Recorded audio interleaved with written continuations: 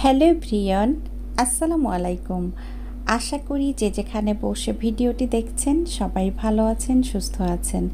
নতুন আরও একটি রেসিপি নিয়ে হাজির হয়ে গেলাম। আজ আমি আপনাদের সাথে শেয়ার করছি ডিম এবং বেগুনের মজার একটা রেসিপি। নারকেলের দুধ দিয়ে রেসিপিটা তৈরি করেছি, এতটাই মজার যারা এখনও এই রেসিপিটা ট্রাই করেননি আজকের রেসিপি দেখে অবশ্যই একবার হলেও ট্রাই করবেন। তাহলে আর বেশি কথা বাড়াবো না, চলুন রেসিপি দেখে আসি।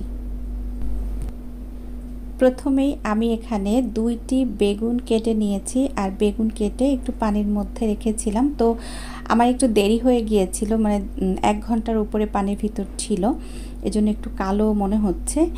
তারপর উঠিয়ে নিয়ে আমি বেগুনের মধ্যে লবণ এবং হলুদ দিয়ে ভালো করে মাখিয়ে নিচ্ছি। আর এই পর্যায়ে একটু হাত দিয়ে এটাকে ভালো করে মাখিয়ে নিতে হবে, যাতে করে লবণ হলুদ সব জায়গায় ঢুকে যায়। তো এখন এইভাবে মাখিয়ে আমি রেখে দিচ্ছি 10 মিনিটের জন্য। আর বেশি সময় রাখবো না, এতে করে কিন্তু পানি ছেড়ে দিবে। এই 10 মিনিটে আমি ডিমটাকে ভাজি করে নেব। চলে আসলাম ডিম ভাজি করার জন্য। একটা কড়াই বসিয়ে দিয়েছি চুলায়। যখন গরম হয়ে গিয়েছে তখন সামান্য পরিমাণ তেল দিয়ে দিয়েছি। আর এখানে একটু টিপস দিয়ে দেই আপনাদেরকে, আপনারা যখন ডিমটা পাটিসাপটা করে ভেজে নেবেন তখন কিন্তু তেলের পরিমাণটা খুবই কম দিবেন। যদি তেল বেশি দিয়ে দেন তাহলে কিন্তু ঘোরাতে পারবেন না। তেল গরম হয়ে গিয়েছে, এখন একটা ডিম নিয়ে তার মধ্যে সামান্য একটু লবণ দিয়ে একটা কাঁটা চামচ দিয়ে ভালো করে ফেটে নিয়েছি। এখন ডিমটা দিয়ে দিয়েছি। এখন আমি কড়াইটাকে একটু ধরে ঘুরিয়ে নিব। এইভাবে ঘুরিয়ে নিয়ে তারপরে একদম গোল করে, বা গোল হোক যাই হোক, এখানে আসলে এমন কোনো ব্যাপার নেই যে গোলই হতে হবে। তো আমি একটু ঘুরিয়ে নিচ্ছি।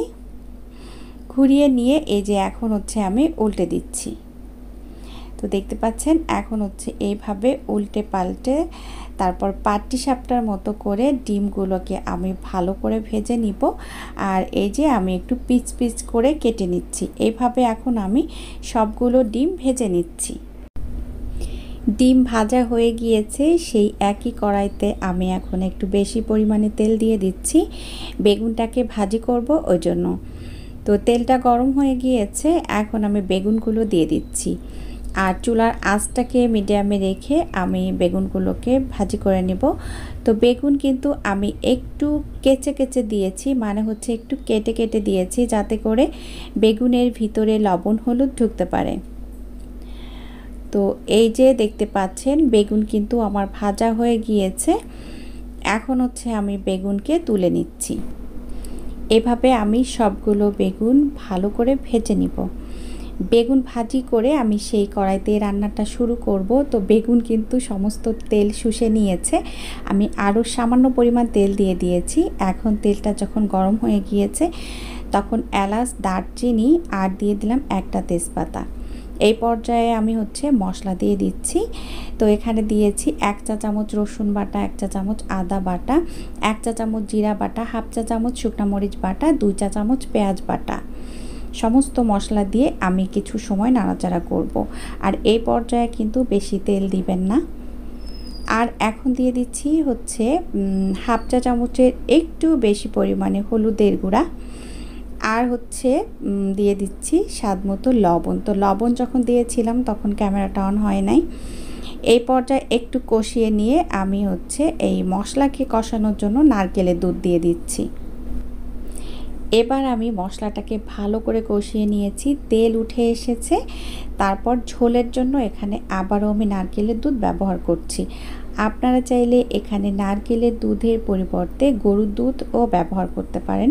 আমি একটু নাড়াচাড়া করে মিশিয়ে নিলাম। কিছুক্ষণের মধ্যেই বলক উঠে গিয়েছে। তো যখন বলক উঠেছে সেই পর্যায়ে আমি এখানে একটু চিনি দিয়ে দিচ্ছি।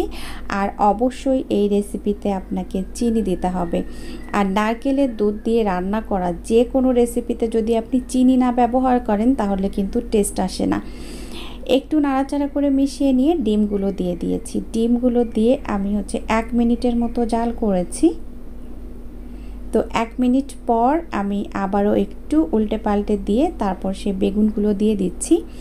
আর আজকে বেগুনগুলো আমি এত সুন্দর করে ভাজি করেছি, মানে আস্তে জাল দিয়ে কাছে থেকে বেগুনগুলো খুব সুন্দর ভাজা হয়েছে, মানে পুড়ে যায়নি।